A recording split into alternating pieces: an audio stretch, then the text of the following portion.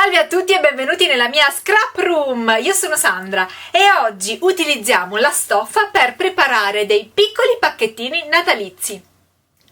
Dopo prepareremo anche una tag coordinata. Pronti? Allora venite con me!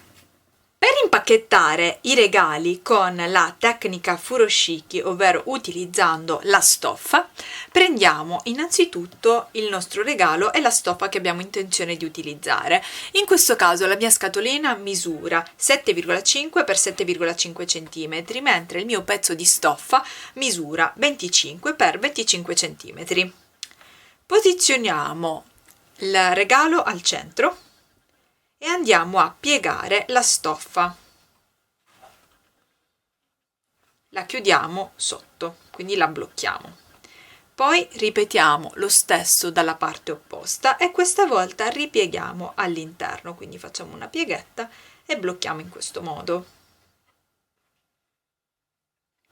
Poi ci concentriamo sul laterale, schiacciamo all'interno la stoffa e la riportiamo al centro.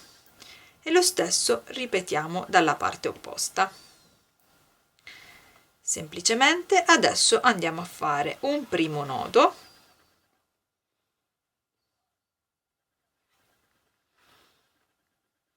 tiriamo bene e blocchiamo con un doppio nodo.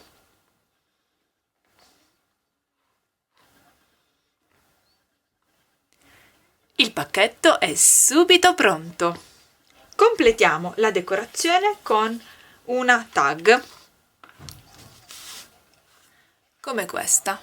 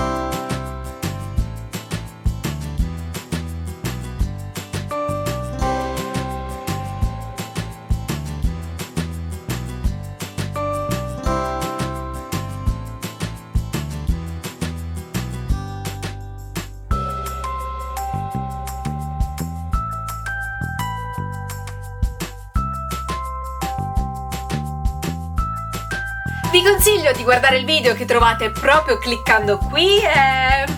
Cosa ve ne pare dei miei pacchettini con la stoffa? Vi è piaciuta questa tecnica? Fatemelo sapere nei commenti. A presto, ciao ciao!